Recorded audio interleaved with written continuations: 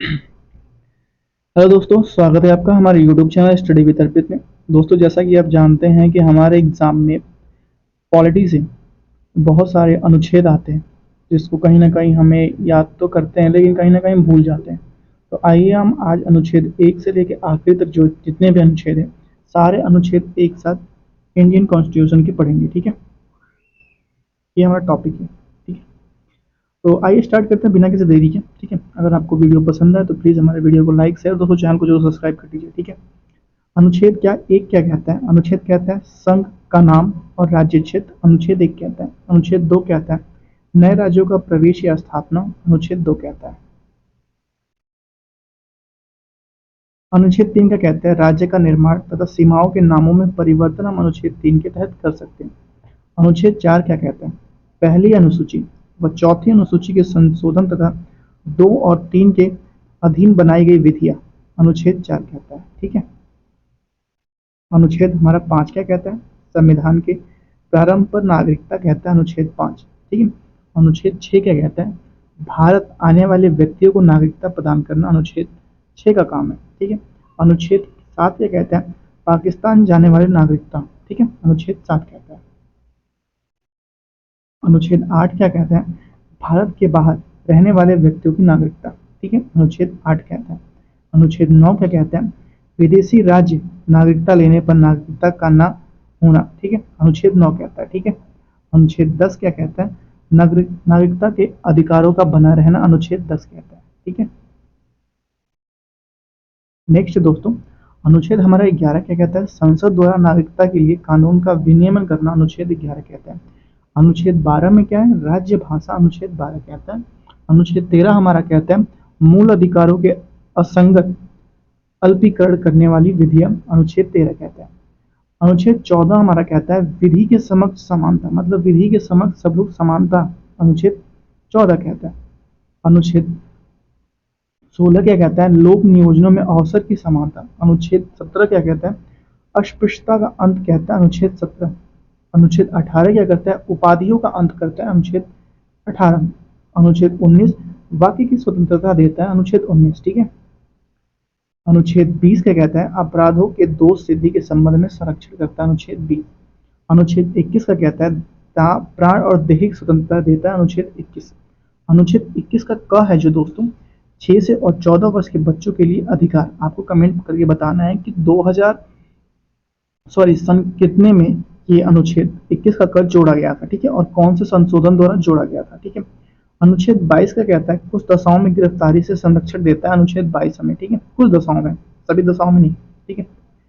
अनुच्छेद 23 से कहता है मानव के दुर्व्यवहार और बाल आश्रम पर अनुच्छेद 23 कहता है, ठीक है? 24 का कहता है कारखानों में बालों का नियोजन का प्रतिशत, ठीक है? मतलब आप हमें कमेंट करके ये बताइए कि अनुच्छेद 24 जो कहता है वो कितने वर्ष से बच्चों को मना करता है कि आप कहीं पे इनको हैवी मतलब काम नहीं करवा सकते बच्चों से, ठीक है? अनुच्छेद 25 क्या कहता है हम लोगों से? धर्म का आचरण और प्रचार की स्वतंत्रता देता है। आप धर्म के आचरण कर सकते हैं और अपना धर्म के प्रचार कर सकते हैं, ठीक है? अनुच्छेद 26 क्या कहते हैं? धार्मिक कार्यों के प्रबंधन की स्वतंत्रता, ठीक है? अनुच्छेद 26 कहता है, ठीक है? अनुच्छेद 29 हमसे क्या कहता है? अल्पसंख्यक वर्गों के हितों के संरक्षण, ठीक है? अनुच्छेद 29 कहता है, ठीक है? अनुच्छेद 30 हमसे क्या कहता है? शिक्षा संस्थाओं की स्थापना और प्रशासन करने का अल्पसंख्यक वर्गों का अधिकार। अनुच्छेद 30 कहता है, ठीक है? अनुच्छेद 32 क्या कहता है? अधिकारों को प्रवर्तित कराने के लिए उपचार। अनुच्छेद 32 कहता है, ठीक है? अनुच्छेद 36 में क्या है? परिभाषा है, ठीक है? अनुच्छेद 40 क्या कहता है? ग्राम पंचायतों का संगठन, ठीक है? अनुच्छेद 48 क्या कहता है? कृषि और पशुपालन का संगठन कहता है अनुच्छेद 48, ठीक है? नेक्स्ट है अनुच्छेद 48 का क दोस्तों क्या कहता है? पर्यावरण व वन नीति व वन्य जीवों की रक्षा। अनुच्छेद 48 का क्या कहता है? पर्यावरण, वन तथा वन्य जीवों की रक्षा कहता है, ठीक है? अनुच्छेद 49 कहता है राष्ट्रीय स्मारकों, स्थानों और वस्तुओं के संरक्षण करता है। अनुच्छेद 49 कहता है, ठीक है? अनुच्छेद 50 क्या कहता है? कार्यपालिका से न्यायपालिका का पृथक्करण करता है। अनुच्छेद 50। अनुच्छेद 50 क्या कहता है? कार्यपालिका से न्यायपालिका का पृथक्करण करता है। अनुच्छेद 50। अनुच्छेद 51 क्या कहता है? अंतर्राष्ट्रीय शांति व सुरक्षा। अनुच्छेद 51 कहता है। अनुच्छेद 51 क्या कहता है? अंतर्राष्ट्रीय शांति व सुरक्षा कहता है। अनुच्छेद 51 का क क्या कहता है? मूल कर्तव्य। 51 के क में क्या है? मूल कर्तव्य। ठीक है। अनुच्छेद 52 क्या कहता है दोस्तों? कि हमारा एक राष्ट्रपति होगा। अनुच्छेद 52 क्या कहता है? हमारा एक राष्ट्रपति होगा। अनुच्छेद 53 क्या कहता है? संघ की कार्यपालिका की शक्ति कहता है। ठीक है। अनुच्छेद 54 क्या कहता है? अनुच्छेद 54 भारत का निर्वाचन कराता है। ठीक है। अनुच्छेद 55 राष्ट्रपति के निर्वाचन की रीति जो विधियां हैं वो कहता है। ठीक है। अनुच्छेद 56 राष्ट्रपति की पदावधि। ठीक है। अनुच्छेद 57 क्या कहता है? पुनर्निर्वाचन के लिए पात्रता। ठीक है। अनुच्छेद 58 क्या कहता है? राष्ट्रपति निर्वाचन होने के लिए अर्हताएं। ठीक है। क्या क्या आपके पास योग्यता है। ठीक है। अनुच्छेद 59 क्या कहता है? राष्ट्रपति पद के लिए शर्तें कहता है। अनुच्छेद 60 क्या कहता है? राष्ट्रपति की शपथ कहता है। अनुच्छेद 60। अनुच्छेद 61 क्या कहता है? राष्ट्रपति पर महाभियोग चलाने की प्रक्रिया। आप हमें कमेंट करके ये बताइए कि राष्ट्रपति पे आज तक महाभियोग चलाई गई है कि नहीं भारत में। ठीक है। और ये जो राष्ट्रपति महाभियोग की प्रक्रिया है ये कहाँ से ली गई, किस देश से लिया गया, ये भी आप हमें कमेंट करके जरूर बताएं। ठीक है। अगर आपको आता है, ये नहीं कि जो चीज़ मैं पूछ रहा हूँ वो आपको कमेंट करके बताना ही है। जो चीज़ आपको आता है वो हमें बताइए, नहीं आता आप हमसे पूछिए, हम वो जो बताएंगे। ठीक है। राष्ट्रपति पद पर अनुच्छेद 62 कहता है राष्ट्रपति पद पर व्यक्तियों को भरने के लिए निर्वाचन का समय और रीतियां। अनुच्छेद 62 कहता है। ठीक है। अनुच्छेद 63 क्या कहते हैं? एक भारत का राष्ट्रपति होगा। ठीक है।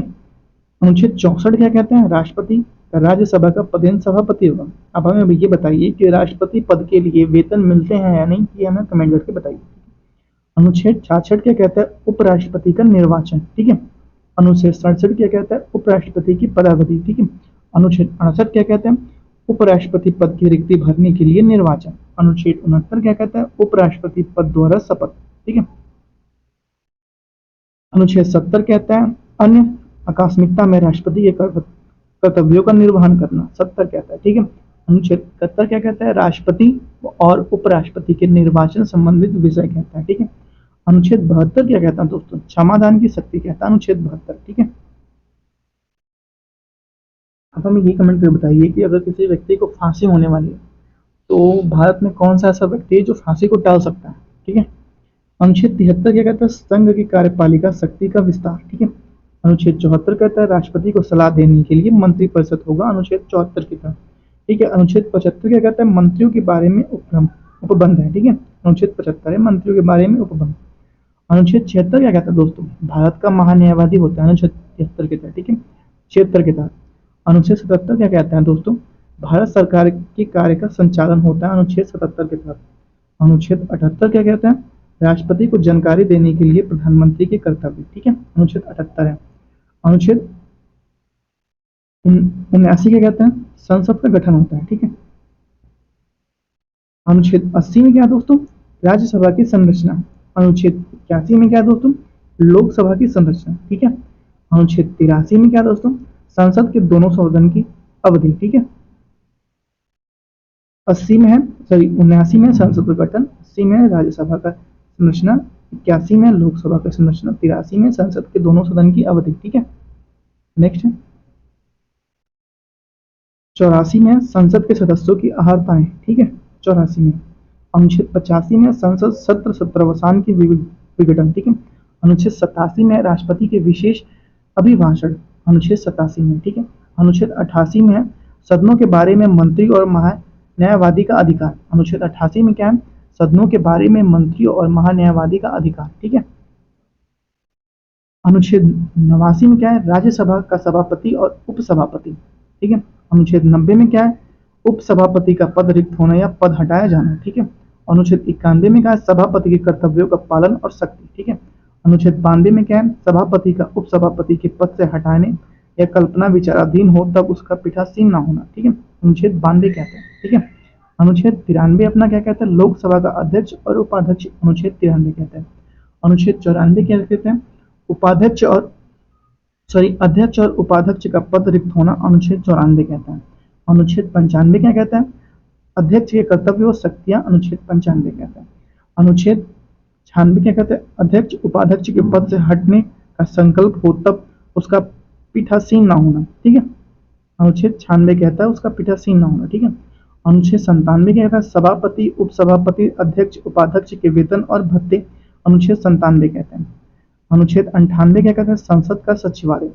अनुच्छेद 99 क्या कहता है, सदस्य द्वारा शपथ का प्रतिज्ञान। ठीक है। अनुच्छेद 100 क्या कहता है दोस्तों, संसाधनों में मतदान रिक्तियां हेतु रिक्तियां के होते हुए भी सदनों के कार्य करने की शक्ति या गणपूर्ति। ठीक है। अनुच्छेद एक मिनट, अनुच्छेद 100 क्या कहता है, संसाधनों में मतदान रिक्तियों के होते हुए सदनों के कार्य करने की शक्ति और गणपूर्ति कहता है अनुच्छेद 100। ठीक है। अनुच्छेद 108 कहता है कुछ दशाओं में दोनों सदनों की संयुक्त बैठक 108, और ये सिर्फ राष्ट्रपति बुला सकता है। ठीक है। अनुच्छेद 110 क्या है, धन विधेयक की परिभाषा है 110 में। ठीक है। अनुच्छेद 111 क्या कहते हैं, विधेयकों पर अनुमति कहता है अनुच्छेद 111। अनुच्छेद 112 क्या कहते हैं, वार्षिक वित्तीय विवरण कहता है अनुच्छेद 112। ठीक है। अनुच्छेद 118 क्या कहता है, प्रक्रिया के नियम कहता है अनुच्छेद 118। ठीक है, याद रखिएगा। अनुच्छेद 120 कहता है, 120 क्या कहता है, संसद में प्रयोग की जाने वाली भाषा कहता है अनुच्छेद 120। अनुच्छेद 123 क्या कहता है, संसद विश्रांति काल में राष्ट्रपति के अध्यादेश की शक्ति। ठीक है। अनुच्छेद 123 कहता है। अनुच्छेद 124 क्या कहता है, उच्चतम न्यायालय की स्थापना और गठन। अनुच्छेद 124 कहता है, ये इंपॉर्टेंट है, याद रखिएगा। ठीक है। अनुच्छेद 125 क्या कहता है, न्यायाधीशों का वेतन, ये भी इंपॉर्टेंट है, याद रखिएगा। ठीक है। अनुच्छेद 126 क्या कहता है, कार्य कार्य कार्य प्रमुख कार्य मूर्ति की नियुक्ति। ठीक है। कार्य प्रमुख न्यायमूर्ति की नियुक्ति करता है अनुच्छेद 126। अनुच्छेद 127 क्या कहता है, तदर्थ मूर्तियों की नियुक्ति, तदर्थ न्यायमूर्तियों की नियुक्ति। ठीक है। अनुच्छेद 128 क्या कहता है, सेवानिवृत्त न्यायाधीशों की उपस्थिति। अनुच्छेद 128 कहता है। ठीक है। अनुच्छेद 129 क्या कहता है, उच्चतम न्यायालय का अभिलेख न्यायालय ना हो, अभिलेख न्यायालय होना। ठीक है। अनुच्छेद 129 क्या कहता है, उच्चतम न्यायालय का अभिलेख न्यायालय होना। अनुच्छेद 130 क्या कहता है, उच्चतम न्यायालय का स्थान। ठीक है। अनुच्छेद 131 क्या कहता है, उच्चतम न्यायालय की आरंभिक अधिकारता। ठीक है। अनुच्छेद 137 क्या कहता है, निर्णय व आदेशों को पूर्वालोकन। अनुच्छेद 137 कहता है, ये इंपॉर्टेंट है, याद रखिएगा। 137 निर्णय व न्यायाधीश आदेशों का पूर्वालोकन, फिर से उस पर विचार कर सकता है। ठीक है। अनुच्छेद 143 का कहता है, उच्चतम न्यायालय से परामर्श करने की राष्ट्रपति की शक्ति। ठीक है। अनुच्छेद 143 के तहत उच्चतम न्यायालय से परामर्श राष्ट्रपति कर सकते हैं। ठीक है।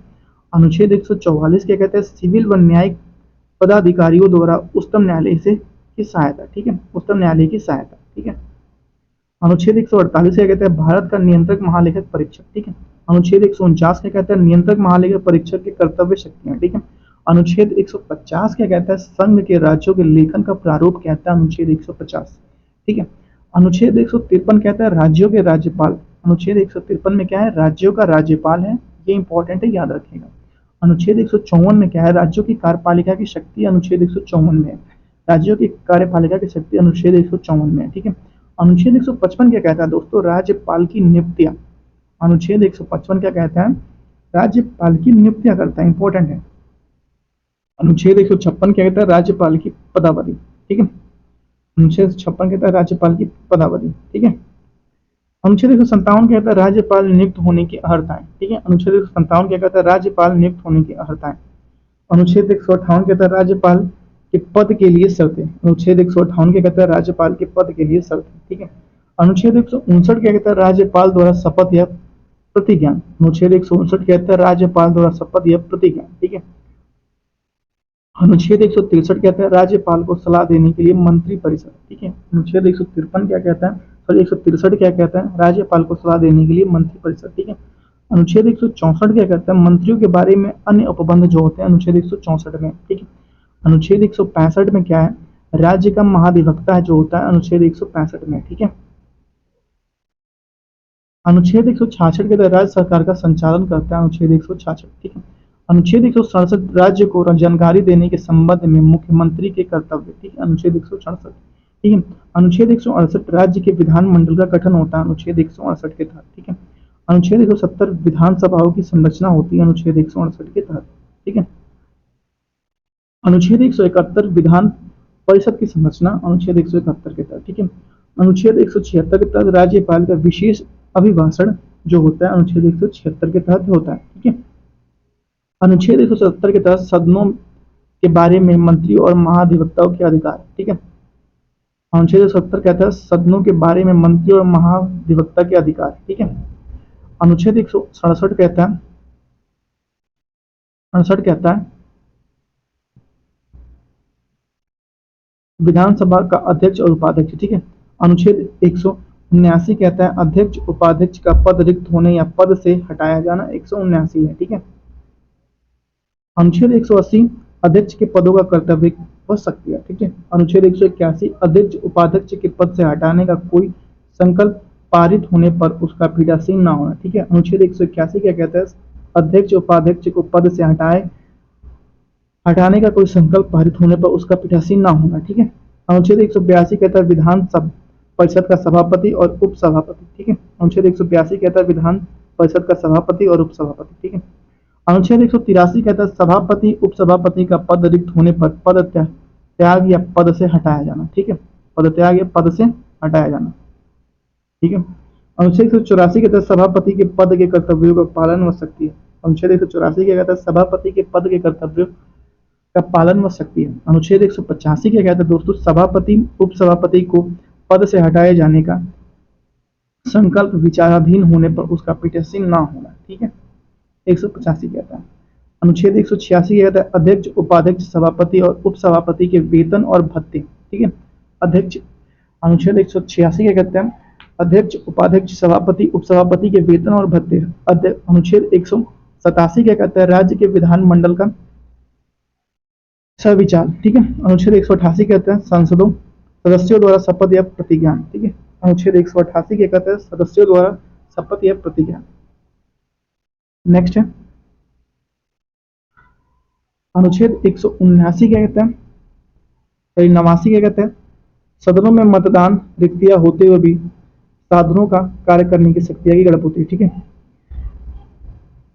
अनुच्छेद 189 क्या कहता है सदनों में मतदान रिक्तियां होते हुए भी साधनों का कार्य करने की शक्ति और गड़प होती है, ठीक है।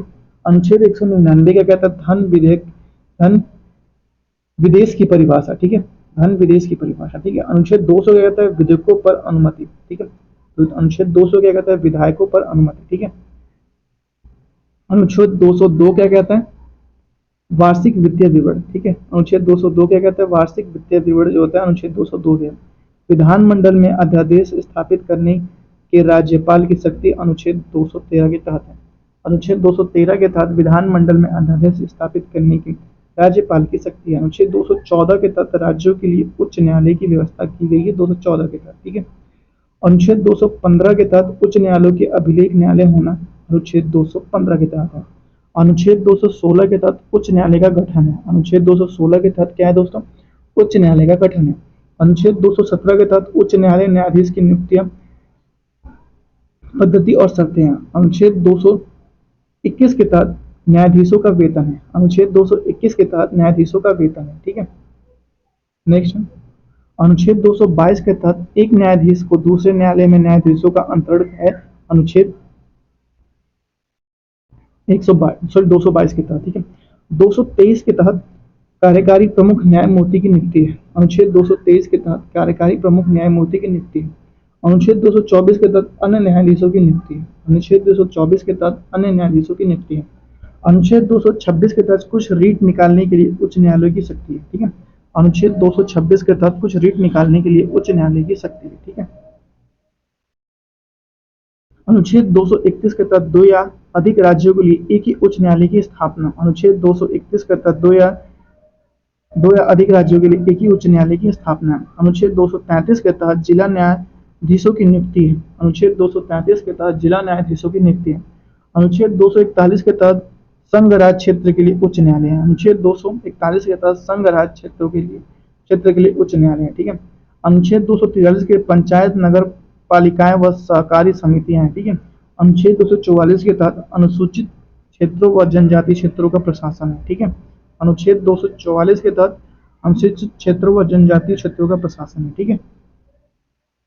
अनुच्छेद 252 के तहत दो या अधिक राज्यों के लिए सहमति या विधि बनाने के लिए संसद का शक्ति है। दो या अधिक राज्यों के लिए सहमति से विधि बनाने की संसद की शक्ति है, ठीक है। अनुच्छेद 254 के तहत संसद द्वारा बनाई गई गतिविधियों और राज्यों के विधानमंडल द्वारा बनाए गए विधियों की असंगति है। ठीक है, अनुच्छेद 256 द्वारा राज्यों और संघ की बाध्यता है। ठीक है, अनुच्छेद 256 या राज्यों और संघ की बाध्यता है। ठीक है,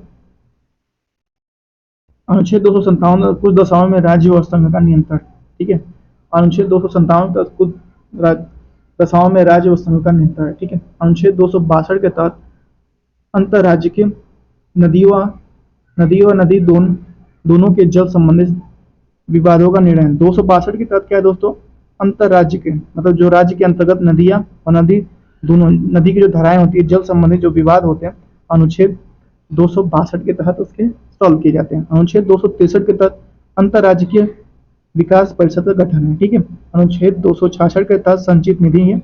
अनुच्छेद 266 के तहत संचित निधि है।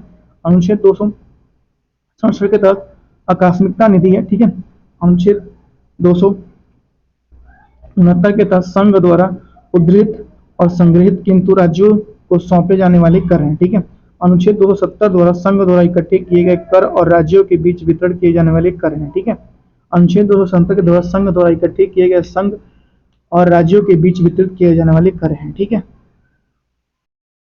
अनुच्छेद 280 के तहत वित्त आयोग है। अनुच्छेद 281 के तहत वित्त आयोग की सिफारिशें हैं। अनुच्छेद 292 के तहत भारत सरकार द्वारा उधार लेना है। ठीक है, अनुच्छेद 293 तहत राज्य द्वारा उधार लेना है। ठीक है, अनुच्छेद 300 क के द्वारा संपत्ति का अधिकार है। ठीक है,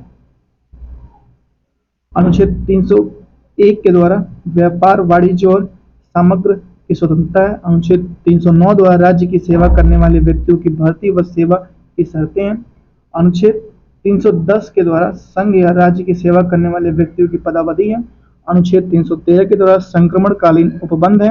अनुच्छेद 315 द्वारा संघ के राज्यों के लिए लोक सेवाएं हैं। ठीक है, अनुच्छेद 316 द्वारा सांसदों की नियुक्ति व पदावधि है। अनुच्छेद 317 द्वारा लोक सेवा आयोग के किसी सदस्य को हटाया जाना है, निलंबित किया जाना है। अनुच्छेद 320 द्वारा लोक सेवा आयोग की कृत्य है। अनुच्छेद 323 का क द्वारा प्रशासनिक अधिकरण है। अनुच्छेद 323 का ख द्वारा अन्य विषयों के लिए अधिकरण है। ठीक है, अनुच्छेद 324 के द्वारा निर्वाचनों के अधिरक्षण निर्देश और नियंत्रण का निर्वाचन आयोग में निहित होना। अनुच्छेद 329 द्वारा निर्वाचन संबंधी मामलों के न्यायालयों में हस्तक्षेप का वर्णन है। अनुच्छेद 330 द्वारा लोकसभा में अनुसूचित जाति व अनुसूचित जनजाति के लिए स्थानों का आवरण है। ठीक है, अनुच्छेद 330 के तहत। अनुच्छेद 331 के तहत लोकसभा में आंग्ल भारतीय समुदाय का प्रतिनिधित्व है। ठीक है, अनुच्छेद 332 के तहत राज्य के विधानसभा में अनुसूचित जाति और अनुसूचित जनजातियों के लिए स्थानों का आरक्षण है, आरक्षण प्रतिनिधित्व है। ठीक है, अनुच्छेद 343 के तहत संघ की परिभाषा है। ठीक है, अनुच्छेद 344 के तहत राज्य भाषा के संबंध में आयोग और संसद की समिति है। ठीक है, अनुच्छेद 350 के तहत प्राथमिक स्तर पर मातृभाषा में शिक्षा की सुविधाएं हैं। ठीक है, अनुच्छेद 351 के तहत हिंदी भाषा के विकास के लिए निर्देशन है। ठीक है, अनुच्छेद 352 के तहत आपात का उद्घोषणा का प्रभाव है। ठीक है,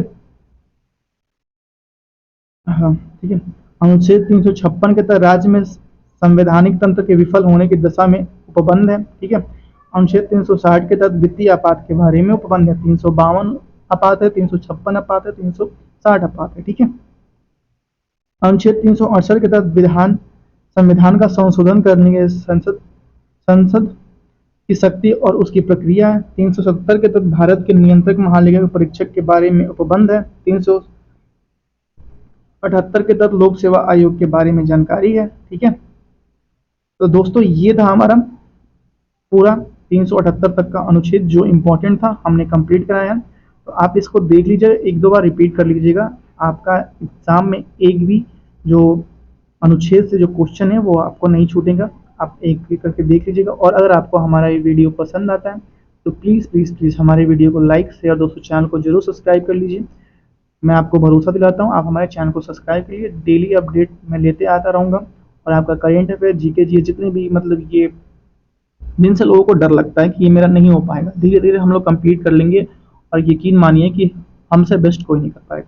ठीक है, तो thank you so much video देखने के लिए। Have a good day.